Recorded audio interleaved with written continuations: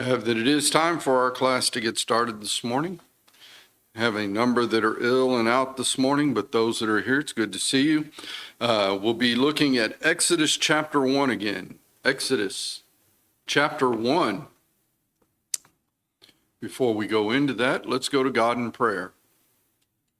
Our God and Father in heaven, we are ever thankful for all that you have given us, and for this day, Father, that we can come and study from your word and offer worship and praise to you. Father, we pray for our country and for our leaders that we will make and do the things that would be pleasing to you as a nation.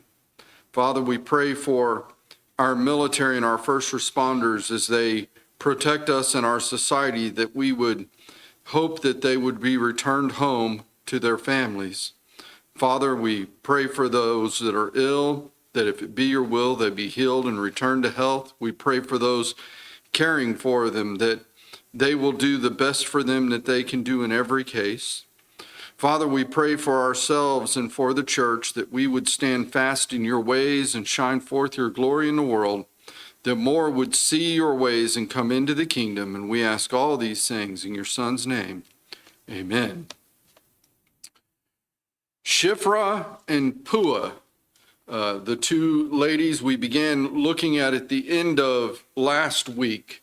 Shiphrah and Puah, the Hebrew midwives, in fact, in Exodus 1:15 gives us the background of this information. It says, "Then the king of Egypt spoke to the Hebrew midwives, of whom the name of one was Shiphrah and the name of the other Puah, and he said, when you do the duties of a midwife for the Hebrew women and see them on the birth stools, if it is a son, then you shall kill him. But if it is a daughter, then she shall live. But the midwives feared God and did not do as the king of Egypt commanded them, but saved the male children alive." So we see very heroic women actually in this case. And we see the case where God authorizes the breaking of man's law. If we go into the New Testament, we're told that we are to keep the laws of man, except for when? What's that?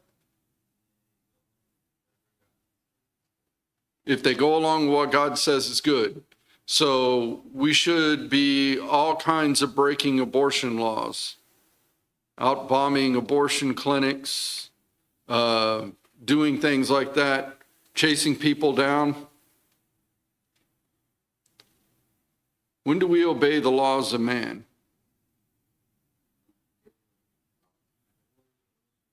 Yeah. Right. As long as they don't directly what? Contradict the law of God. Now, does that mean I can go out and kill babies? No, I can't, because God's law says not to. When would abortion, for example, become one that, and I'm not saying we shouldn't stand against abortion, but when would abortion become, and that's equivalently what we have here with Shiphrah and Puah, when would it become the point that we must absolutely stand up and say, without question, if it costs me my life, no?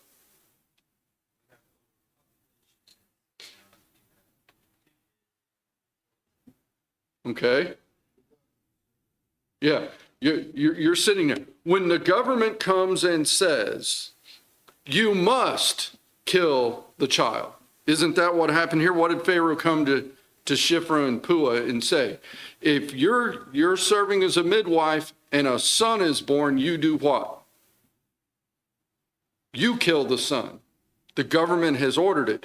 At that point, what do they have the responsibility? And they did it. We're not going to do this. Now, I asked the question last week as we closed to put it forth here. Did Shiphrah and Puah lie? When we get down to verse 17, it says, "But the midwives feared God and did not as the king of Egypt commanded them, but saved the men children alive." So they are going to violate his law, because his law directly and without fail violates what? God's law. Maybe a more modern day equivalent for the moment to get it away from the abortion and all of that. Remember during COVID, they said you couldn't assemble at all? And maybe for a week or two that was fine, and we might have needed to for a health reason.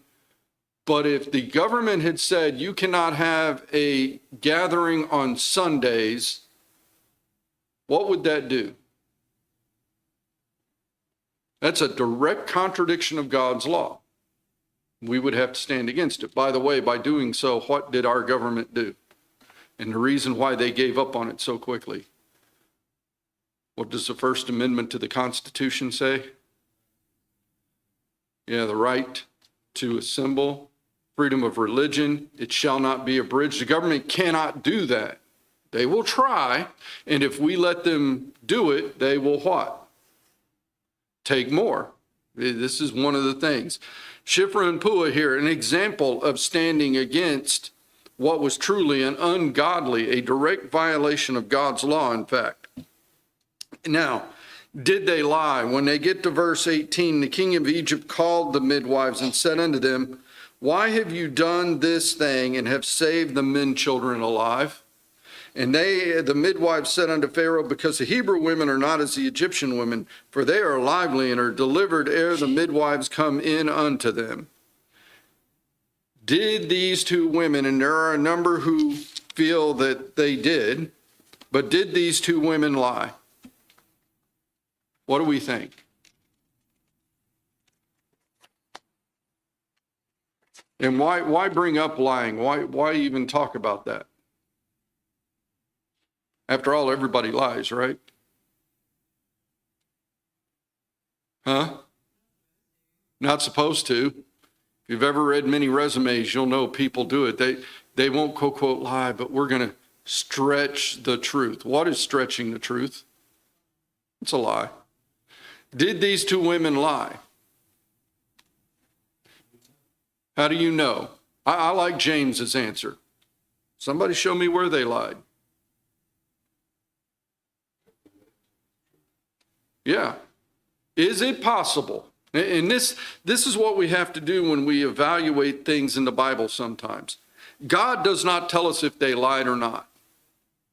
It indicates they saved the male children alive. What would Pharaoh had them do in the case that is described? You know, those Hebrew women, they might have been more lively. Maybe when it came time to have the birthing, their labor, ladies, wouldn't it be nice that the labor was always quick, easy, and done? Maybe theirs was. I don't know. I can't say one way or the other. Let's take some cases. If they did lie, was it accepted by God and allowed by him and condoned by him?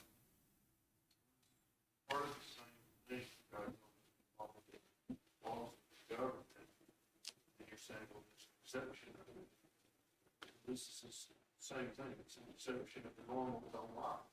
Yes. Because a greater evil. Ah, so we might have a greater evil happening.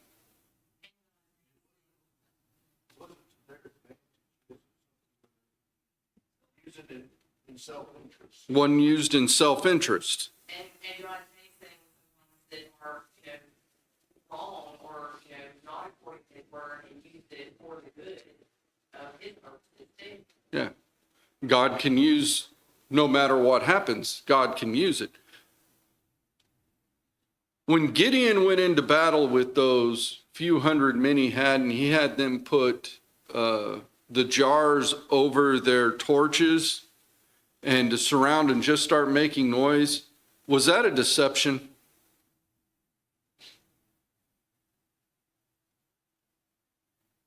By the way, in military terms, you use camouflage, cover, concealment, and deception constantly. It's part of battle advantages. In fact, if you ever watch, not that boxing is all that great anymore, but if you ever watch boxing, do the boxers use the same sort of idea? Why is the boxer always standing up there doing that? What's he trying to do? Yeah, a boxer's purpose is to take this fist and land it on the other guy's face, stomach, whatever. What's the other guy going to try to do? Because he wants you to think his head's going to be where? right there, and you go for it, and his head's over there, and he doesn't get hit. It's a deception. Sometimes, and I'm not saying lying is right, sometimes deception in battle is accepted and approved of by God.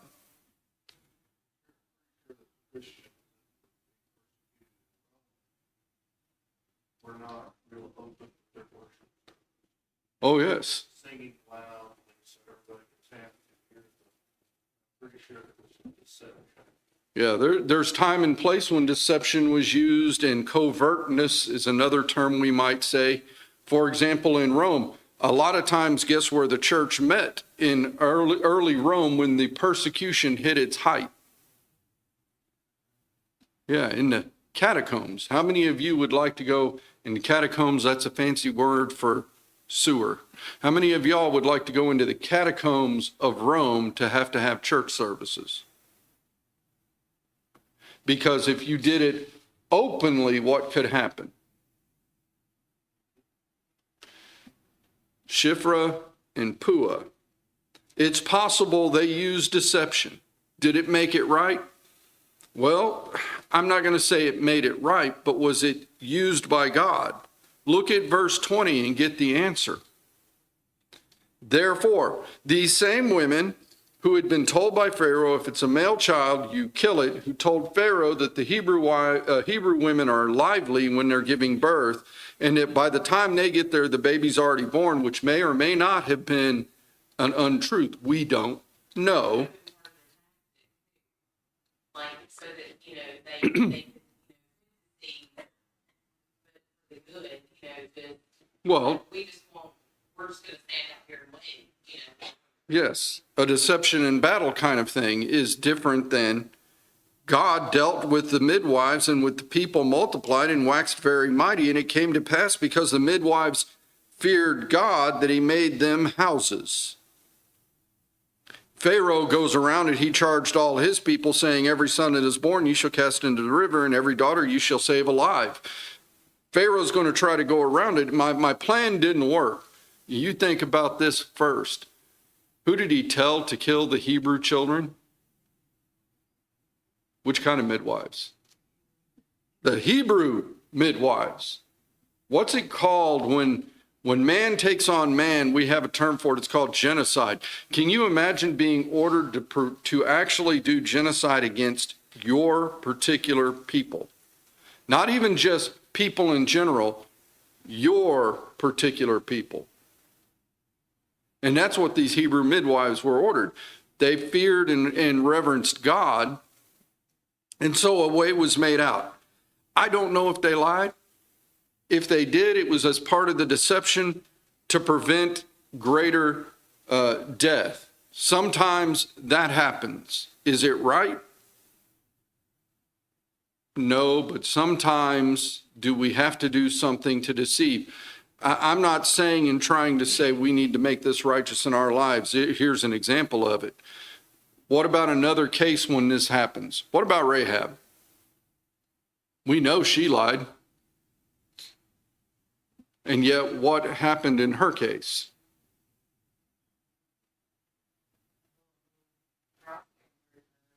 Christ came through her. She was saved alive because she lied. That intent, as Matt was pointing out, sometimes the intent, in fact, what does it take for something to truly be a lie? You have to have some malice associated with it sometimes. And malice is a very broad term, so we often think of it only in bad. Intent is very important. Somebody comes and says, hey, at 3 o'clock, are you going to mow your lawn? Yes, I'm going to be out mowing my lawn at 3 o'clock. At 3:05, you drive by my house, I'm sitting inside not mowing the lawn. Oh, he lied. Or is there maybe some other reason? What if it started raining at 2:55? Would I be out mowing my lawn at 3 if it started to rain at 2:55? Even if the rain ended at 2:59, what would I not be doing at 3 o'clock? Mowing the grass, because it's just going to... Was there an intent by me to lie when the person asked earlier, will you be mowing your lawn at 3 o'clock? No, I had every intention of what? Mowing the lawn at 3 o'clock. Another case of it. Directions. Well, go down there 2 miles and turn right. You go down there 2 miles, turn right, and the road is closed. And so now you have to take a different route. Did the person giving you directions lie to you? Or did they possibly not know that the road was closed? So there's no lie there. You have to think, why would somebody lie about that? Like, I mean, you know, like, the road was closed when you got there. That's how Well- you know, nobody's gonna instantly send you to a place. Well, I don't know. What if you and I are trying out for the same job? And you've just asked me for directions to the place where the job interview is. It's quite possible I can come up with a reason and a place for the lie to exist. Now it comes back, did I intend to lie? I told an untruth because the road is closed. You can't get there that way. But did I intend to do that? You know, I'll give you an example. I was in California when one of the biggest rainstorms I've ever seen went through San Antonio. It rained 18 inches in under 12 hours. So you know it was raining. In fact, the storm sewers were no longer storm sewering, they were fountains. The water was coming up out of them that fast in places. I flew into the airport, I looked down and I see water running across one of the runways where there's never been water before. I get in my car, I start to drive home, I get out to where I could turn, the road is closed. I go down to go the other back way around to the apartment. The police officer says, you can't go that way, you're gonna have to go to the community center and wait. And I just looked at him and I said as nicely as I could, because at that point he was telling me an untruth. Officer, you just told me I can't get to the apartment complex down this road because it's closed. Correct. You just told me I can't get to this place because that road is closed, which would have been the third route. And you just told me I can't get there because this other road is closed. He goes, correct. I can't go to the community center. He looks, and I go, community center is right next to my apartment complex. If I can't get to my apartment complex, I cannot get to the community center. I don't want to be mean. I'm going to go to Denny's and have a cup of coffee and wait for the water to go down. Thank you. Just wanted you to know so you don't send somebody. Is he intending to tell me to go somewhere I can't go? No, the man was under pressure and answering. That's what these women are in. I think there is a piece that is a flat out deception, but it's deception in what kind of war? And if deception is allowed in warfare, they were right to use deception. Now, some people will say, you just justified them. I'm not trying to justify it. I'm trying to explain the circumstances around it. What can happen? Now, does that make lying right? And I'm fortunately, all the young people in here are well old enough that I don't have to try to explain it. Would I teach this class back to the 2, 3, 5, 7, even up to the 13-year-olds? No. Why? There it is. And there's no way I'm saying you can lie. However, we send people into the military, for example, and what's one of the first things we teach them in the military? Camouflage, cover, and concealment. Anybody know exactly what camouflage, cover, and concealment's all about? Hiding from the enemy. It's a lie. That looks like a rock over there. That's not really a rock. By the way, you're ever walking out and you see a bush, and that bush seems to have something little sticking out of it, beware. It may not be a bush. I've seen the snipers hide. I've seen the sniper get stepped on by an entire platoon of men as they walked by, 42 guys. Each one of them stepped on this guy. They didn't even know he was there. Those kind of things we accept there, but we don't want to accept them in spiritual battle. And that's what this is really all about. Some lessons we can learn to get off the lying topic for the moment, unless somebody has another comment or thought on it. Lessons we can learn. Don't work for those who employ you. Now think about that. Don't work for those who employ you. Pharaoh was giving orders as if he employed the midwives. Who did they work for in the end? God.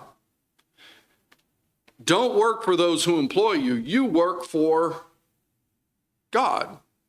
If you work like you work for God, what are those who employ you going to do?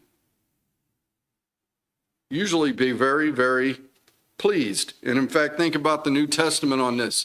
Colossians chapter 3, verses 23 and 24. Whatever you do, do it heartily as to the Lord, not to men, knowing that from the Lord you receive the reward of inheritance. Who are you working for? We often talk about that and how we ought to do it. Another one we see from Shiphrah and Puah. Allow your faith to drive your decisions, even in your job or career.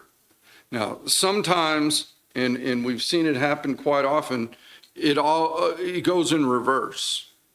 We let what we want to do drive what? Everything we do. Oh, the best school, if we think from the younger stance going forward, the best school for the thing that I want to do in my life is here. There are no churches in that area at all, but it's all right because that's where the best school for my career is.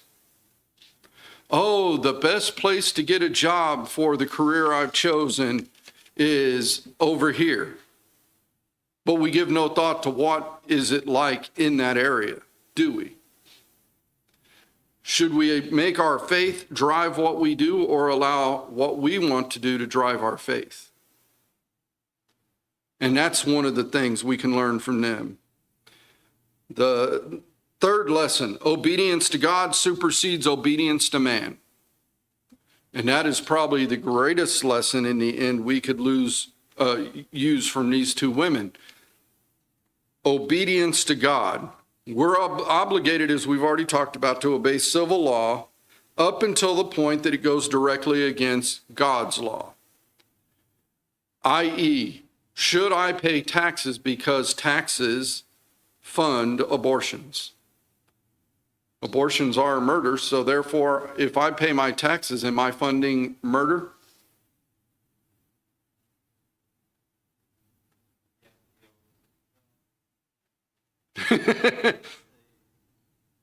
It's a hard question. Did I pay my taxes to fund that murder?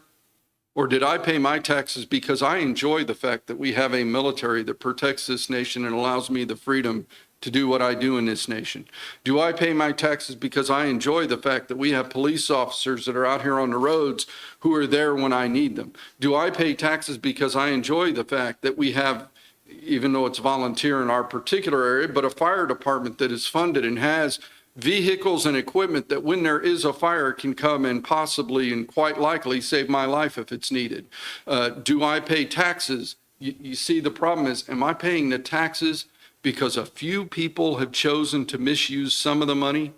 Or am I paying the taxes because it's the right thing to do? Now, if the government changed the law such that the money that I gave was used directly and incontrovertibly to kill, would it be different? In other words, if the government passed the law, the United States federal government tomorrow passed a law that says, if there is a baby that is born that is XXXX, whatever qualifications you want to put on it, because that's what people keep trying to do, you must kill it. Then I've started to what? Need to do something different, right?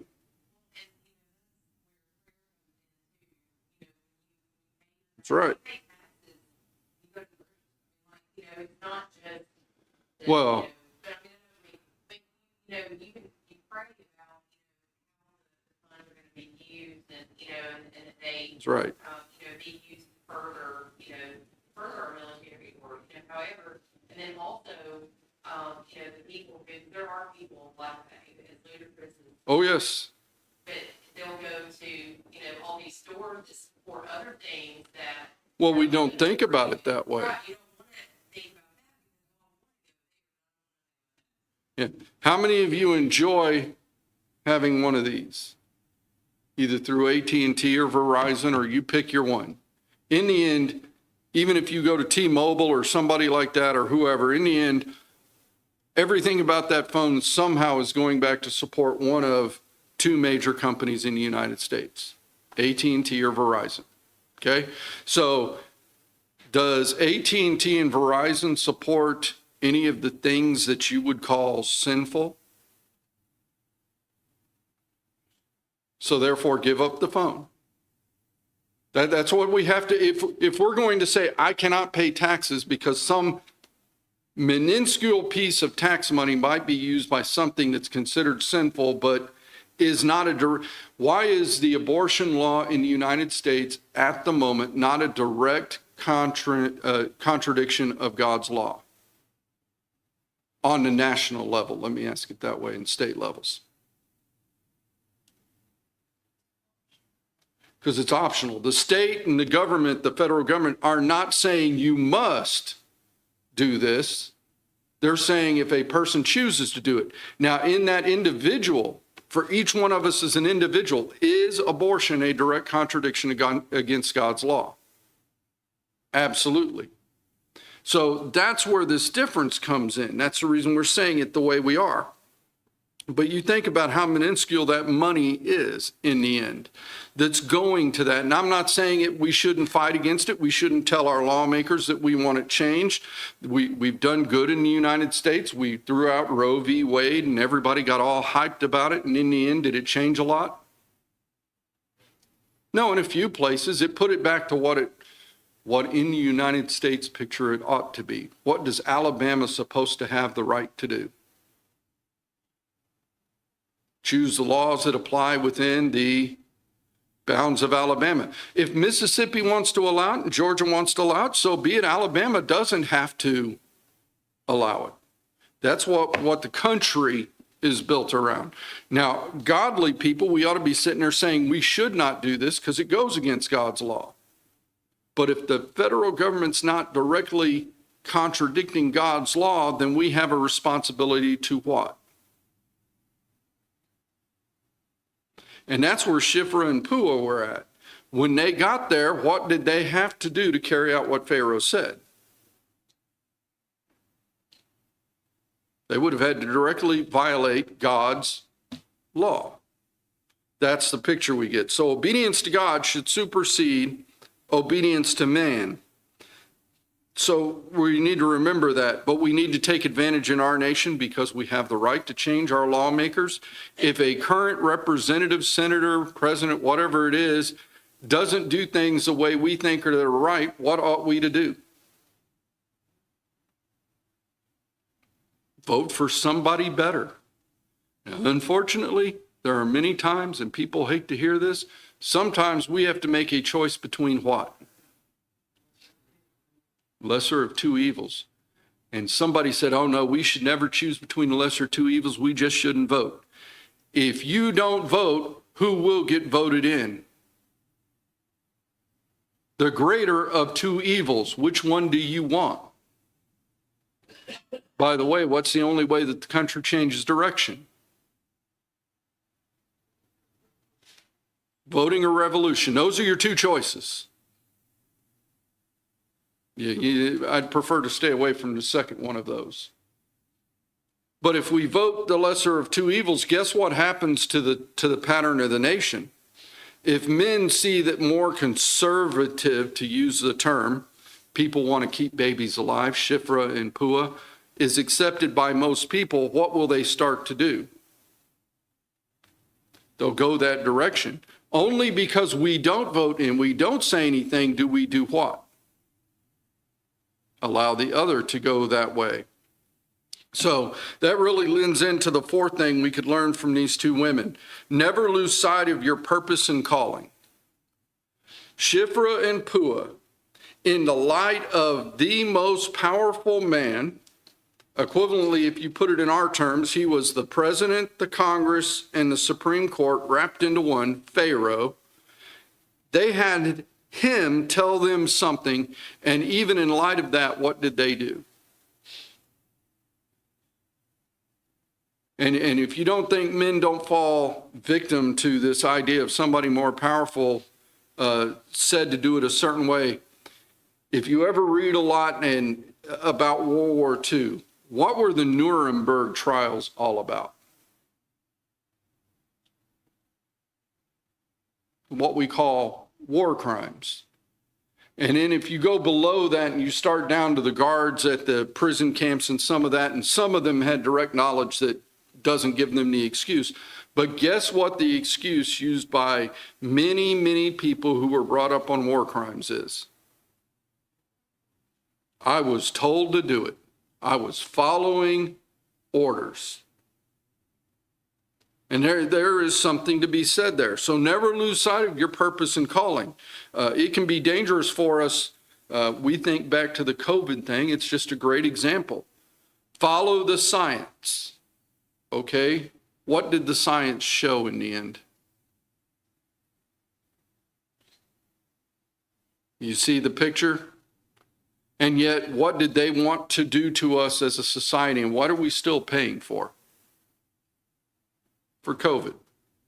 There's a lot of people who left, for example, the church because they were on the, shall we say, the fringes of the herd anyway. And once the herd got where it couldn't meet, what happens in the herd? Where does the lion try to feed if you go over to Africa? Does he go into the center of the herd and try to take on the strongest animals? Or does he lay out there and wait amongst the outer edges? And especially if another animal chases the herd and the herd gets dispersed, where does he go? Does he go after the one where 4 or 5 may have stayed together, or does he go after the one that went out all alone now? Guess what Satan is described as in the Bible? A lion seeking whom he may devour. Picture seems to make sense. If Shiphrah and Puah had not kept their sight focused on what God wanted and kept those children alive, what would have happened to Israel as a nation? Would have died, been fractured and taken apart in small pieces. And that's what Pharaoh's true purpose in the end was. And so remember another one. Your purpose is tied to God's promise. If you think about the whole picture that came to these two women, hundreds of years before the whole baby killing mandate from Pharaoh, God called Abraham, and God had made a promise to Abraham. What was the promise that he made to Abraham? 3-part promise. You remember it? You'll have descendants, you'll be a great nation, and through you all the nations of the earth will be blessed. Ignore the second one or the third one for the moment. Just think about the descendants. If we start killing the descendants, how many descendants do you have? His promise would have failed. If you don't have enough people, do you become a nation? Promise would have failed. By the way, if you hadn't become the nation hadn't been in Canaan at the proper time, at the proper place, with the proper people in the proper time, what would have failed? Plan of salvation. These two women knew that. Your purpose, you and I even today, just like those two women, our purpose is tied to God's promise. What has God promised? Who does he want to save? Everyone. Does that mean everyone is saved? So what is our responsibility to the promise?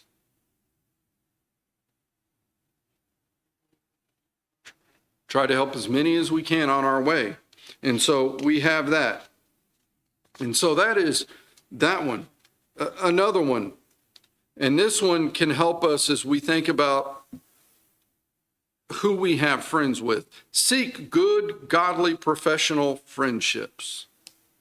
What is the most dangerous thing to a person in this life? What do you think? Temptation. And how do you get around temptation?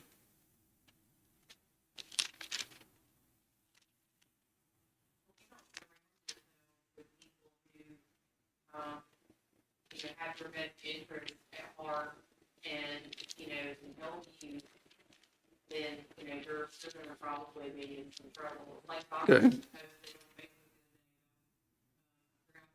how it was worded, but in other words, would like, make friends with those who would, lift you up and lower you down to the feet of Jesus. Like, like, make sure that the people that you're surrounding yourself with, are good influences on you and, want to see you. Absolutely. They want to see you in heaven. Now, here comes a good key. When you think about this, and we'll start with the most important relationship we can have as men beyond that we have with God. A man and a woman. If your husband is not helping you, ladies, get to heaven, what is he doing? And vice versa. Men, if your wife is not helping you get to heaven, what is she doing? Why do you not, you can take, if you get a boat that's out in the sea, you can get what they call a sea anchor. Why do you not leave the sea anchor hanging off the boat when you try to power away and go to shore? Well, you go in circles. In this case, the sea anchor doesn't anchor to the bottom of the thing. It's just basically a parachute. How many of you would go out and try to actually run a race, not a practice thing, go out and run a race with a parachute tied to your back, running into the wind? And you look at me, why wouldn't you do that?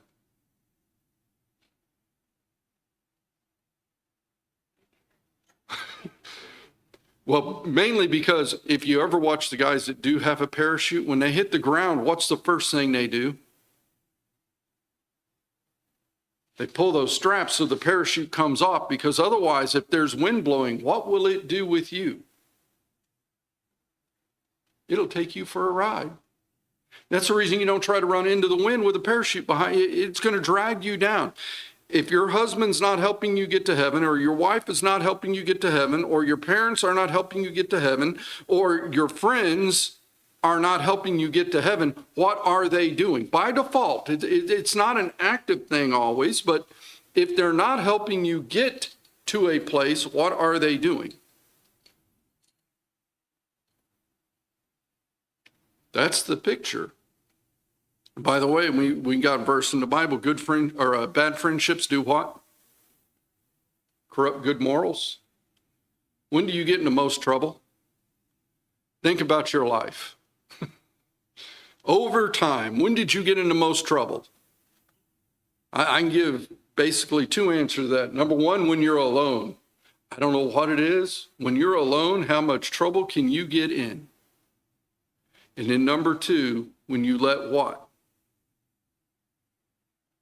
Friends begin to dictate where we're going, what we're doing, how we do it. So we see this. And that is Shiphrah and Puah. Any other thoughts around Shiphrah and Puah? All right. Staying right here in Exodus and really moving on, the next person we see is a woman in Exodus 2:1. It says, and there went a man of the house of Levi and took to wife a daughter of Levi. Anybody know who this daughter of Levi might be? She has a name. It's a name we all are going to run out and start naming our daughters. Jochebed. Jochebed. A great name for the girls. This is a great woman. What did this woman and her husband do? By the way, they had 3 children. Who's the baby of the family? Moses. 3 very important children. Who are the other 2 children? Miriam and Aaron. Which one is the oldest, by the way? Miriam. How do I know? Old enough to be able to help with Moses, and we know Aaron was only 3 years old at the time. Therefore, if Miriam is able to go down, as we would read here in Exodus 2, and stand and watch baby Moses in his little ark out floating on the water. If she's old enough to do that and to talk to the daughter of Pharaoh about, oh, yes, I know a woman who could help raise this child for you, she had to be at least how old? Old enough to be able to put a sentence together. 6, 7, 8, 9, 10. She is a little older, but she's out there doing it. So we see a great family here, a man named Amram, a woman named Jochebed. They're going to have a child. He is a male. And what is Pharaoh's decree about male children? Verse 22, they're to be killed. They would give some exception. If Pharaoh would allow once in a while, because you had to have what to get, good, strong slaves. You have to continue the breeding, but we're going to control it. That's basically what we see happening. Moses is after they begin to do this. Evidently, Aaron is before it. He's never threatened. You have Moses here, and he's supposed to be thrown in the river. Well, they keep him hidden for a period of time, and eventually they have to do what? They have to throw him in the river, but they do it a little different. What was Pharaoh's intention when he said throw the child into the river? Let it drown. Let the crocodiles get it, whatever else might be around. But that way the child dies. Well, they put Moses in the basket. And Moses is then floated on that river. And he is found by the daughter of Pharaoh. Miriam is watching nearby, his sister. Reports to the daughter of Pharaoh she knows a woman that can help raise this young child.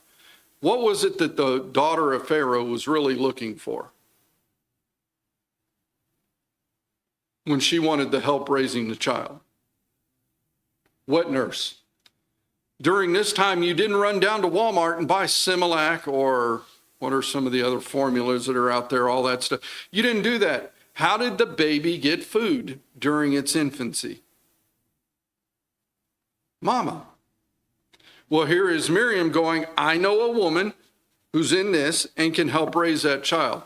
That allowed an important thing. Do we know that Jochebed did some great things as we just think about this in our last minute or so here today?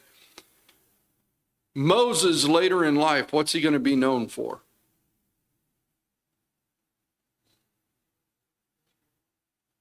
Turning his back on Hebrew or on Egypt to lead the Hebrew people. But first, at age 40, what is he willing to do?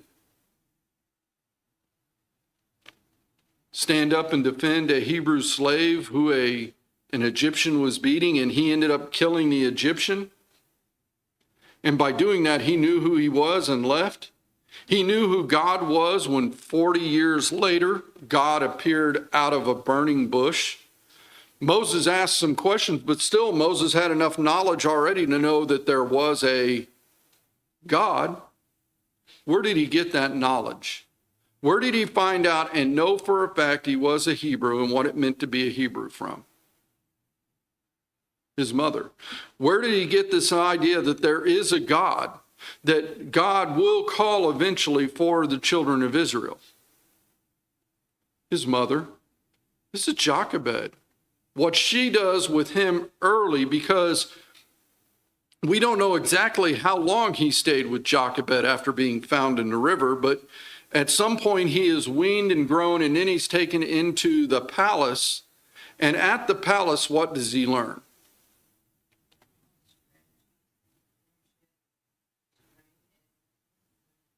Yeah, trained as the king's son, a prince. Literally a prince of Egypt. So we see this picture coming forth. That's where we'll stop for today. But think about Moses and what his mother taught early in life.